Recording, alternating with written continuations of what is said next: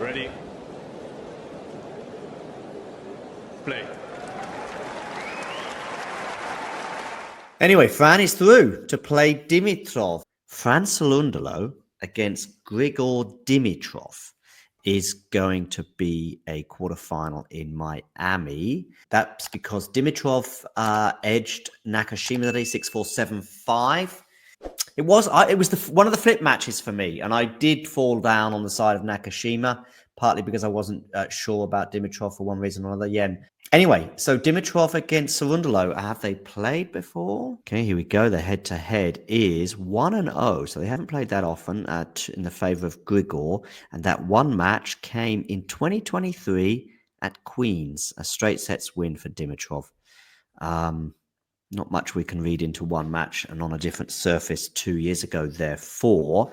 Dimitrov, though, is scratching for form this year until now. I mean, mostly even for health, not form. He made the Brisbane final in the very first event he played, and after that he retired in 3 of the next four matches he played. Okay, so perhaps... So it's not like he was ever really given a chance to play well. I mean, yeah. At this point, obviously, every single player in the Miami draw has a chance outside of Adam Walton. And Cerundolo yet to drop a set. Yeah, so suddenly some very consistent form. He's always had an amazing record in Miami. I don't really know if there's a massive reason behind it. I mean, typically on courts like Miami, he's not doing that well. But somehow, 2022, of course, the semis, then 23, the quarters, and now the quarters again. In fact, he has just defeated the player that beat him in the 2022 semis. And the other two losses, they were only to his nemesis. His nemesis being? Khachanov.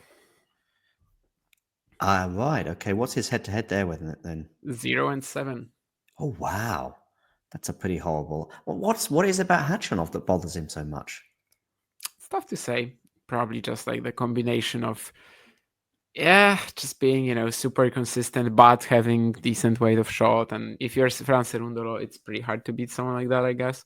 Like Casper is going to have that one weak shot in his arsenal, right? The backhand. And you can attack him. You can get some short balls. I guess Khachanov being so physical, but at the same time also so solid is pretty tough. But, 0-7 is still pretty excessive, that's for sure.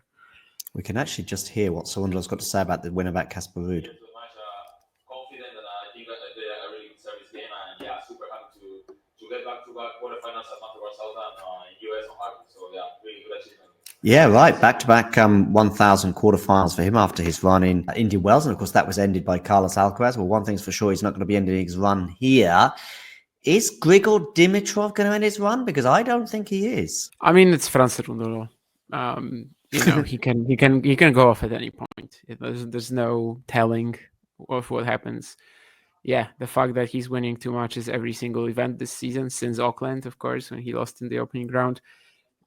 Sure, it's new. I mean, I don't know if this is something that is going to be repeatable or not with his playstyle, but I've over the past few weeks, I've definitely had some big takes on Fran Cerundolo on the channel. Of course, with the top 10 and ATP 1000 champion somewhere in his future. Who knows? Yeah. I think this week, maybe for the first time, I can see that conversation. Yeah, I still think it's gonna be like a clay event somewhere, but Miami, he's always been so good here, so I guess the Sunshine Double works too. Like it's definitely going to be an ATP 1000 in the first 5, right? The latter 4, not really his thing, but one of the first 5, he will always have like a theoretical chance, let's say. They've never played on a hard court, Matthew. They've only played once on grass. Let me just check I've got the rights. I'm just thinking now, have I got the rights? Yes, I have got the rights for Cerundolo. There's no head-to-head on hard courts. He lost to him on grass once, but that's... Yeah, he has a title on grass courts, Cerundolo, but still, you'd favor Grigor there. And of course, Grigor was very, very good in that entire 2023 season. He was indeed. Are you going to predict a Cerundolo victory like me? I think so. If you enjoyed this video, make sure you hit that like button. Don't forget to subscribe and click that notification bell so you don't miss out on all things tennis.